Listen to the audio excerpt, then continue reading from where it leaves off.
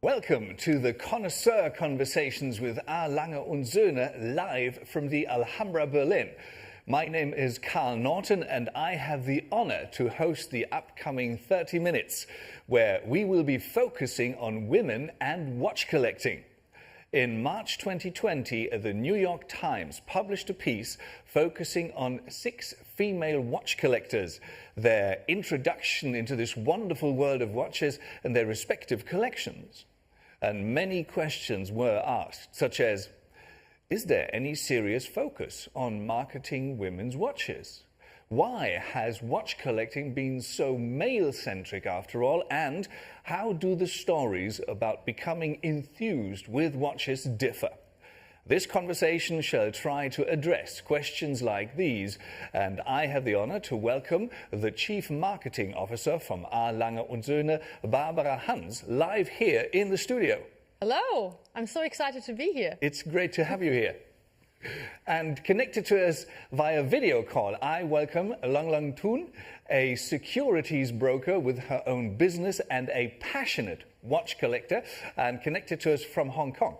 And Beth Hanaway, head of fine jewelry and fine watches at Harrods, from the UK, obviously. It's a great pleasure to have you on this remote conversation show. And Ms. Han, let me start off with you. I mean, there's this New York Times interview. It featured several ladies and their journey into watches and quite illustrious stories. How did you get in touch with watches? What ignited the spark for you? Well, to me, the journey has started only actually 7 months ago when I became the Chief Marketing Officer for A. Lange & Söhne. Okay.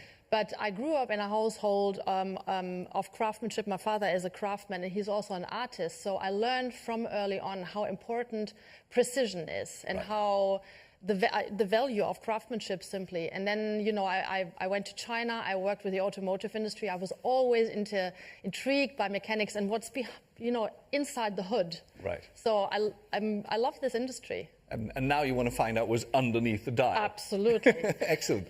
But because the New York Times article actually relayed a story where I think it was a female doctor, and she saw a beautiful watch on a patient. So she asked somebody else to stand in for her, obviously also a medical personnel, and try to hunt down the watch on the internet.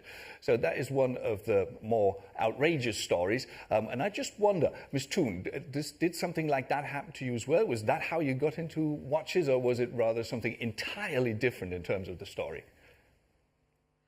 I wouldn't say mine would be as crazy as that, but it took me quite a while to acknowledge my full love for watches.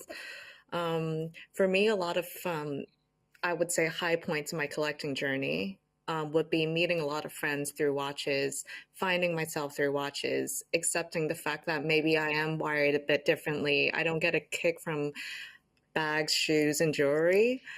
But for me, it simply was just flipping through magazines and reading, just being drawn to the watch articles and thinking to myself at a very young age, this is what I need. Like, I need to buy a watch. I need to buy this watch. And I just remembered it. And then when I finally got my first watch, I felt like I had this full circle moment that I just felt very fulfilled. Yeah. Right. And it's very interesting. Thank you very much for sharing that. It's very interesting how quickly we turn to stereotypes. For example, when I was crafting my introduction words, I realized that we tend to say female watch collectors, but we never say male watch collectors. So that's why I left it out intentionally, because we're all watch collectors. And Ms. Hanaway, is that something that you have to deal with when you're inside Harrods? That people ask you, how are you? You know, what do you know about watches? You're the female head of. Well, it's definitely a sort of an interesting position to be in. I think I'm very proud to be in one of the only female heads of watches that certainly that I come across at watch fairs and things. But I think there's definitely a bit of an intimidation factor around watches, and I think, I don't know whether the stereotype plays into that, but I've been a watch fan for a number of years, but it was really only when I started my horological journey at Harrods that I really pushed through that intimidation factor and became much more comfortable in my sort of love of watches. And maybe that was in part because I started my watch journey through our fine jewellery division, where we have brands like Cartier, Bulgari, Piaget, Chopard, Harry Winston, all who have a sort of strong horological division within their brands. But it meant that I had an equal appreciation for sort of highly gem-set ladies' watches, traditionally, and poetic complications and things, as I did for more traditionally masculine complications. And so I think I came at the industry from a much more feminine angle, and I think that's possibly helped me in building the strategy for what we now see as our fine watches division, where A. Lange & Söhne sits today, to make sure that it is equally accessible to both our male and female clients. Right. Now, when you rewind the last couple of months, talking to your staff, getting their feedback on how customers behave, would you say that there was still this distinction that ladies go for ladies' watches and gents go for gents' watches, or don't you even have different displays for the watches? Do you mix them, or is it still separate parts of the counter? It's definitely evolved over recent years, and I think it was certainly one of the points made in the same New York Times article that you mentioned earlier. But you have so many different categories of watches. Right. You have pilots, driving, diving, all of these kind of technical field watches, and then you have ladies. And I think that has started to go away. And you also then have the flip side of that, where you have brands like Vacheron, who are introducing an entirely new ladies collection designed specifically for ladies. So I think that we've come a long way. We certainly don't make a distinction between this is the section of the boutique that you go to if you're a ladies collector, right, a female collector. But it's definitely a moving part of the industry, I'd say. And certainly it's not as clear as make it smaller and add diamonds and it becomes a ladies' piece. Right, pink it and shrink it, as they used to say. Now, one of the three novelties that were shown here during Watches and Wonders is the Little Lange 1 moon phase. Now, whenever it was presented, questions came up, is this a ladies' watch? Where would that sit in your department store, apart from the fact that Lange & Söhne will be shown there or showcased there with their own shop? But up until now, where would that sit? So it would sit within the Lange boutique, but I think that this is one of my favourite novelties actually that's launched this season. I've got a particular affinity to aventurine, or dark blue gold flux, I think it's called at Lange. But I think that the Little Lange 1, and this interpretation doesn't have the diamond, so I think is equally for a small masculine wrist as it is for a feminine wrist. But it would sit alongside our other Little Lange 1 and Lange 1 collections within the boutique. And actually today marks an exceptionally exciting day for us, I must say, partly because the UK is starting to open up for the first time since December. Harrods will be opening our doors today. Yes. But super proud to say, and here it is, we are opening a brand new Lange boutique. There's not a single watch on display there, I'm afraid. Must be a work in progress shot. But I promise as of this morning they'll be full. This is so exciting. It's actually, it's a very special day, Beth and me meeting for the first time, right, and this commemorating the day that the new boutique opens. It's amazing. Okay, and obviously it's important to you to be here in Watches and Wonders, and you cannot be at two places at the same time. True that, yeah. But, the moment that the borders open, I will go to London and have a look at the shop. Can't wait. Right, I guess all of us will travel like mad. But, you know, since we're all more or less confined to the home spaces that we're working, apart from us sitting in this beautiful studio, Ms. Toon, when you look at your collection, like in the morning, deciding which piece to put on, how do you decide what kind of day it is, whether it's a day for a chronograph or a day for an entirely different watch, like the datograph, or I don't know? I like to think of watches kind of like how superheroes put on a costume and it makes you feel a certain way. So say with the datograph, it's one of those days when I feel like I'm in a very serious mood. I want to get things done. I feel accomplished, and putting that on just gives me that feeling. And another piece I have, the Longomatic Perpetual. I usually use that piece when I do meetings because I feel like there's something about the brand that I truly appreciate, which is that it is somewhat low key.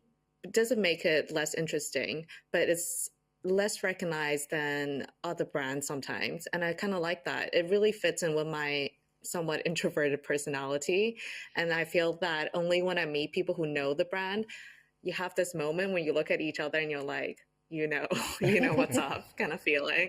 So this is what I get whenever I wear this watch. Yeah.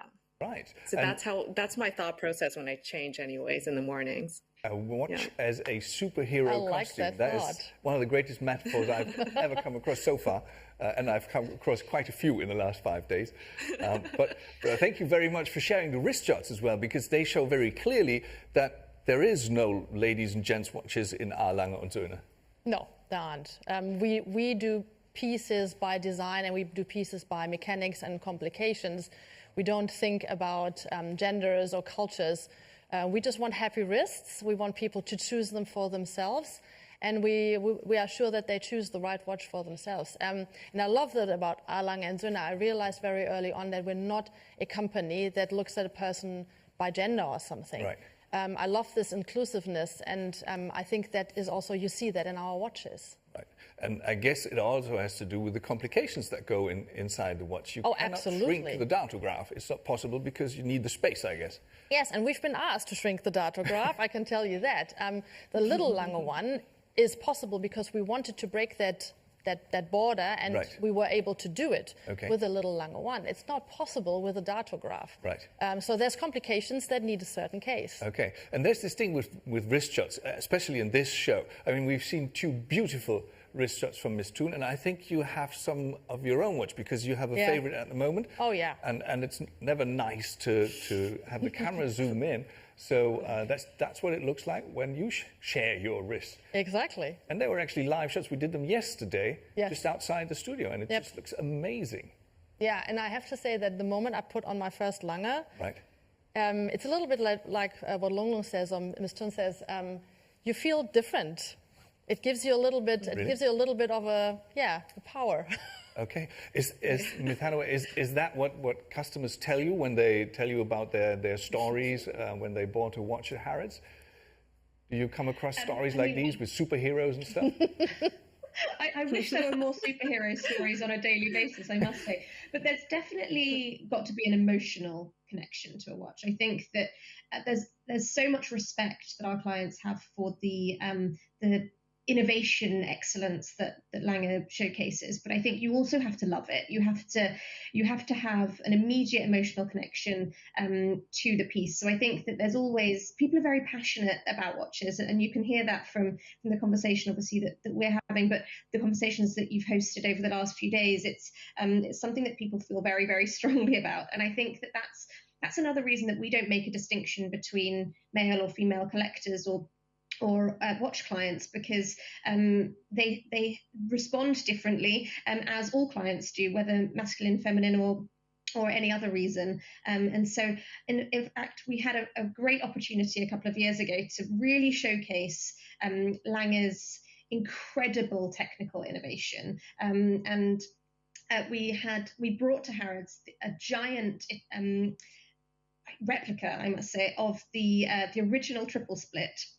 And had a giant piece that, in fact, a client wanted to purchase thereafter. But it was really about introducing the incredible craftsmanship and watchmaking expertise that Lange holds, and the position that Lange holds, to a wider audience, and really to introduce, because I think that it's as much about the look of a watch, but certainly the mechanics behind it, and the love and attention that goes into creating watches is really important to our clients, masculine and feminine alike. Right. So we're talking about it. I have you here, the Chief Marketing Officer. How do you integrate the different genders or sexes into the way that you interact with your customers? Do you have a female clientele, like female enthusiasts and collectors that you reach out to just as much as you do with the gents? Another thing that is special about A. Lange & Söhne is that, we talk to our clients and our fans quite directly. We know most of them very well, and they're female and male alike. I mean, obviously there's not as many women as male, but we talk to them directly. We don't do celebrities, we don't do influencers. We don't believe in that, because we believe in that strong personal connection. And I would love to have more of these, obviously, with the female base here. Right. Yeah. I mean, we've got 2. 3 with you, obviously. Yeah, let's keep talking. I don't count. No, but there's something really interesting, and I found that on one of the favorite websites that deal with watches. In 2015, there were 2% of female readers on Hodinkee. Yes. In 2020, it was 15%. Now, what I'd like to have is, from each of you, your own perspective, what created the change? Might start with you, and then I'll go to our remote guests. Well, I can only reflect again on my personal journey. I think that through the last couple of years, let's say 20 years or last 10 years, that distinction between the genders has broken open, and I think that the industries need to understand to take us just as serious as anybody else. We're making money, we go diving, we do everything that a man does. We also love watches. We love mechanics. We love complications and innovations. Right. And I wonder if there's ever going to be a time where we're going to say different, just the other way around. Men do everything that we do. That makes me very politically correct. If they could. But yeah, let me just add the perspective maybe from Singapore. What would your explanation be for this increase in interest measured by the website? I think the brands are acknowledging that women have high spending power. I mean, this has always been very apparent, right? Just from the amount they spend on bags and shoes and even cars, right? So let's say if we go focus on Lange, I think they've done a really good job, because I think when you have really good design, I know Lange one, even the little Lange one was originally designed for men. I understand that. But I think that now that most people associate little Lange with the female collection, for it to still be appealing to men and for men to still want to buy the little Lange one, it says a lot about great design and producing a product that is accessible to both genders. So kudos to them on that. But in terms of readership, I think women are starting to understand that it's really not that intimidating. It's the same thing as reading up on bags and shoes. It just has to be introduced to them that there is this website you can read. It is easy to read. So I think getting the information out there takes time, but then women are catching up. Yeah, it's great to see. Exactly. Yeah. It's great to see. Ms. Hanaway, how did you perceive that? I mean, obviously you follow a lot of communication on the internet about jewelries and watches. Yeah, and I'd say, I mean, I agree with Lung Lung. It's incredibly a real positive representation of the change of the industry. And I think social media has undoubtedly had a huge part to play in this. It's created a platform, a sort of mainstream platform for people to celebrate their passion, and watches and wrist shots and sort of wristies have become part of our modern vernacular. But I think beyond that, what Ben Clymer and his team at Hodinkee have been able to do is really create this conversational tone that it feels like it's very accessible, as Long Long says, and they've broken down that intimidation factor, and it feels like a conversation with friends about watches, which is the thing that I love. Whenever I say I work at Harrods, everybody has an opinion. But whenever I say that I'm head of watches and jewelry at Harrods, they immediately want to talk watches. And I think that that's what blogs and websites like Hodinkee have been able to do, and it absolutely appeals to both male and female clients, and I think it's definitely revolutionized the way that we consume watch content and all luxury content. Right, and that is just one part of the communication that goes on in the internet. And I found something on the internet which must be true because it was on said internet. And that is an Instagram picture from that you, I guess, I presume it's your wrist, Miss Toon, and it was hashtag the golden ratio. It was a Lange 1 that you wore in that. Why the hashtag?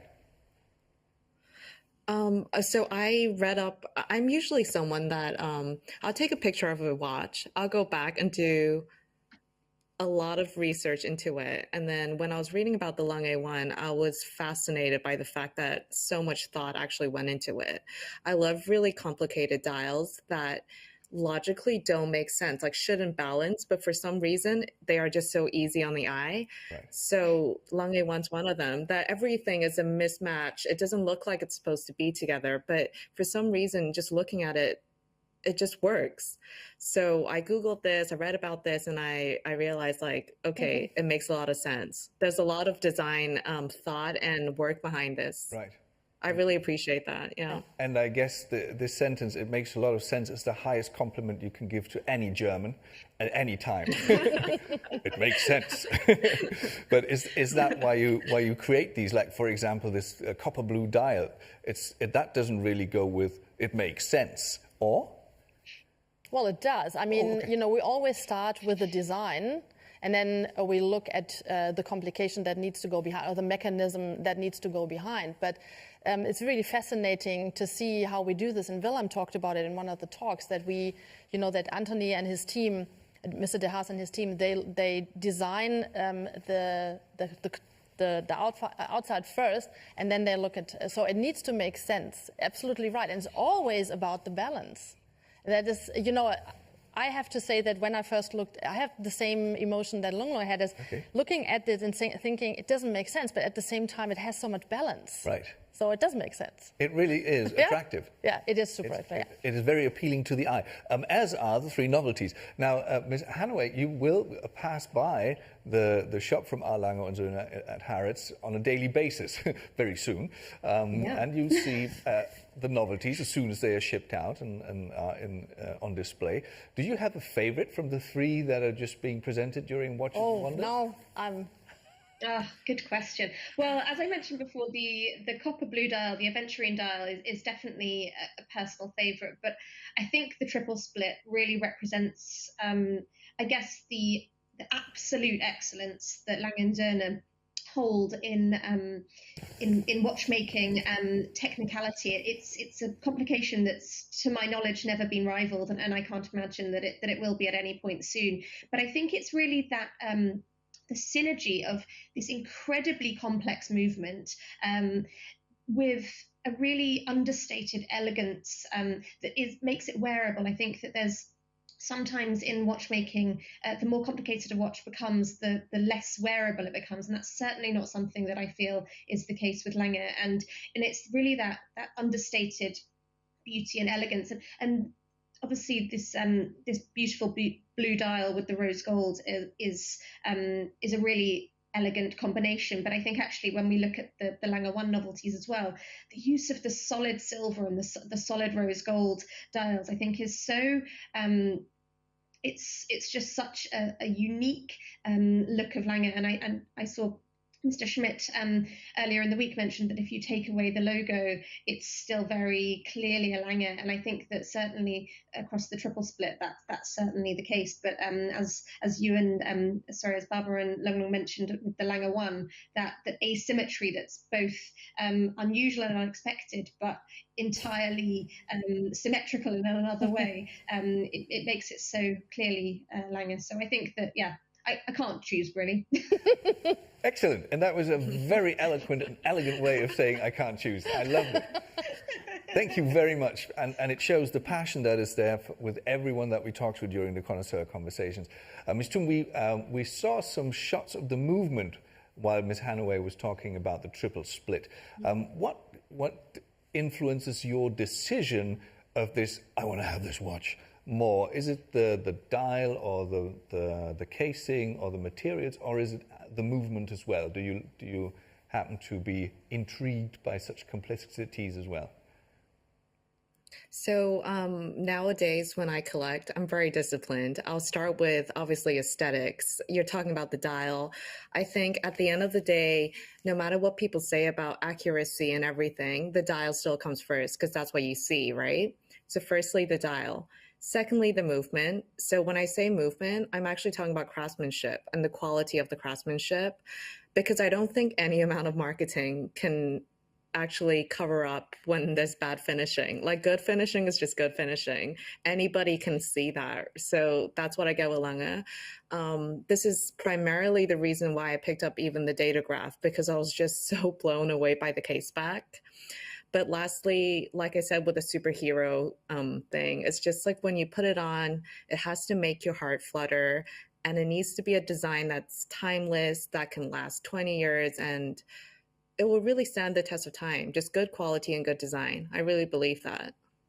Right, okay. And it absolutely transpires that I could have had this conversation with anyone who is an enthusiast. So for me, as a part outsider, there doesn't really seem to be a difference. And in order to close that gap even more, what do you think the watch industry should really do so that we don't have female watch collectors and watch collectors? What has to be done? I think they should, first of all, take us seriously. And as I said, any industry should do that. They should be a lot more inclusive. Take women into the conversation, take females into the conversation, like these two very knowledgeable ladies here. And also, speak to them, be just more unisex, and, create maybe different sizes for watches so that there's something for everybody. And I want to say one more thing to the little Lange one. Interestingly, we have a lot of men that really like that watch in that size. Yeah.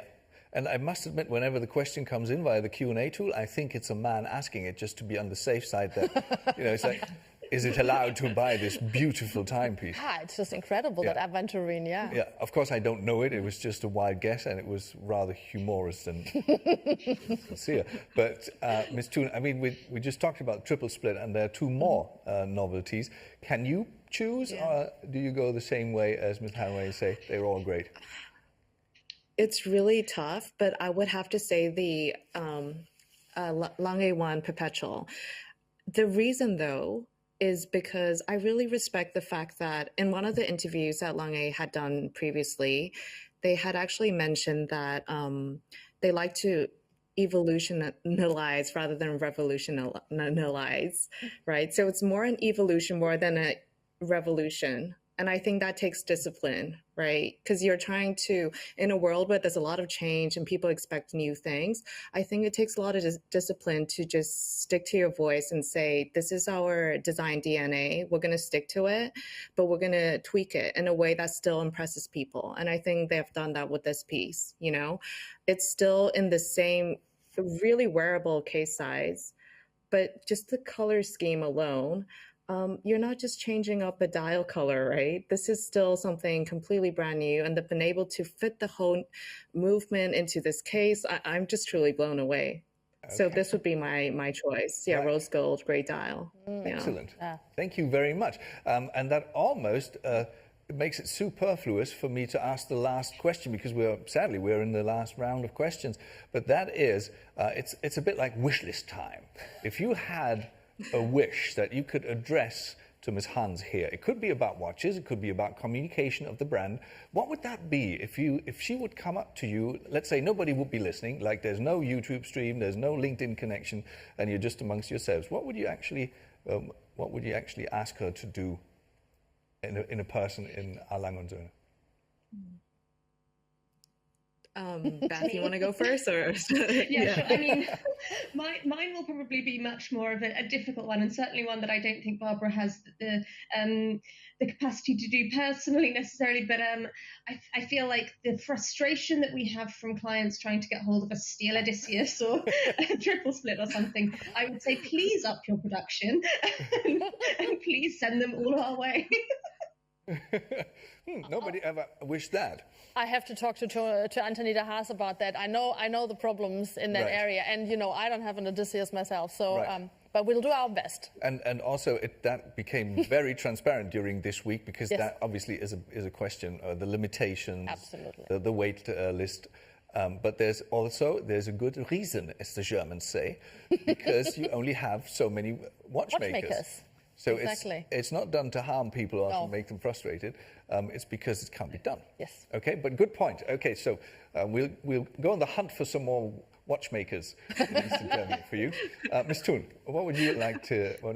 What's your wish list item number one? Okay, so if the cameras were off, this is just me and Barbara.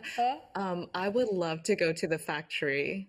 I would love to work at the factory. Listen, you know what? I wanted to say, when we can travel again, you have to come, because we do many factory visits, and yeah. you know, you two are on top of my list, definitely. Yes. Yeah. That was almost too easy. And of course, yeah, but if I had to ask for a piece, it will be those historical pieces that stopped production ages ago. Yeah. Okay, so thank you very much for that. And now that you've got invited, you've achieved everything. And we'll be looking for watchmakers or training them, which you obviously do. I mean, it's not like you sit there and say, well, you know, tough shit. Excuse my English. But for now, I'd say thank you very much to the two of you for sharing your enthusiasm and showing that there is no difference between watch collectors, whatever gender they have. And thank you very much to you for being here live in the studio. It was Thank great. you, and thank you to you too. Very nice to see very you. much for having me. See you soon in Glashütte. Thank you. Yes. Bye. Thank you. Bye.